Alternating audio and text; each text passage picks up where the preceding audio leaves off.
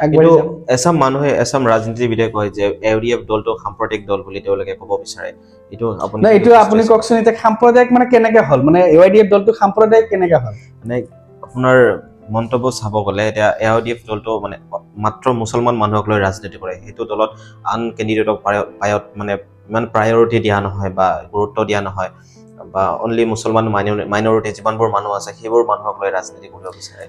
এইটোৱে আচলতে আমাৰ ভুল ধাৰণা এই ভুল ধাৰণাটোতো আমি আঁতৰাব লাগিব AUDF দলটো সাম্প্ৰদায়িক দল নহয় AUDF দলটো অকল এটা কমিউনিটি বা এটা মানুহৰ এটা ধৰ্মীয় মানুহকে অকল তেখেতসকলে প্ৰাধান্য নিদিয়ে আমি যদি সৰুকে উদাহৰণ এটা চাব যাওঁ আজি আপোনালোকে AUDF দলৰ যদি ভালকে গোটেই মানুহখিনি চাই তাতে কিন্তু আপুনি হিন্দু মানুহও পাব আৰু সবতকে ডাঙৰ এটা কথা আছে যে আজি AUDF দলৰ আপোনালোকে যদি বিধায়কৰ চাই তেতিয়ালে ভবানীপুৰৰ পৰা দুবাৰ বিধায়ক হৈ যোৱাজন কোন আছিলে এজন হিন্দু ব্যক্তি আছিলে দুবাৰ কৰি তেখেতে বিধায়ক হৈ গৈছে কৰবা টিকেট লৈছে AUDF দলৰ পৰা লৈছে এজন সাংসদ হৈ গৈছে কৰবা টিকেট লৈছে AUDF দলৰ পৰা লৈছে যদি AUDF সাম্প্ৰদায়িক দল হলে হয় যদি AUDF দলটো যদি অকল যদি একতাবাদ কৰিলে হয় যে আমি অকল মুছলমান দল বুলি তেতিয়ালে আজি দুবাৰ কৰি বিধায়ক হৈ কিনে এজন হিন্দু মানুহ যাব নোৱাৰিলে হয় আজি এজন সাংসদ হৈ যাব নোৱাৰিলে হয় আজি তাতে হিন্দু মানুহ তাতে থাকিব নোৱাৰিলে হয়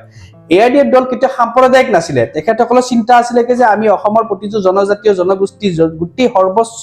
মানুহখিনিক লগত লৈ তেখেতসকলৰ সমস্যাক লৈ আমাৰ নিজৰ যিখিনি সমস্যা আছে সংখ্যালঘুৰ সমস্যা আছে আমি সেইখিনি সমস্যাক আমি মাত মাতিম আৰু সেইখিনি কেতিয়া মই ভাবো সাম্প্ৰদায়িক নহয় যদি আপোনাৰ কাৰণে মই মাত মাতিব পাৰো মাত মাতি যদি মই নিজৰ কাৰণে যদি মই মাত মাতিছো সেইটো সাম্প্ৰদায়িক নহয় হেতুকৈ নিৰপেক্ষ কাৰণ মই আপোনাৰ কাৰণে যেটা চিন্তা কৰিছো মই নিজৰ কাৰণে চিন্তা কৰিছো আৰু হেয়াই AUDF দলটোৱে কৰি আছে যে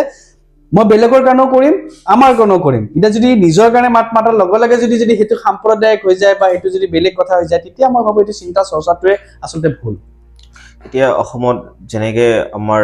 এটা কমিউনিটিৰ প্ৰতি মানুহৰ ঘৃণা ভাৱ সৃষ্টি হৈছে যে মিয়া বুলি ক'লে মানুহে ভাবে মিয়া মানুহবোৰ অকল চোৰে নেকি ডকাইতি নেকি ধৰ্ষণকাৰী নেকি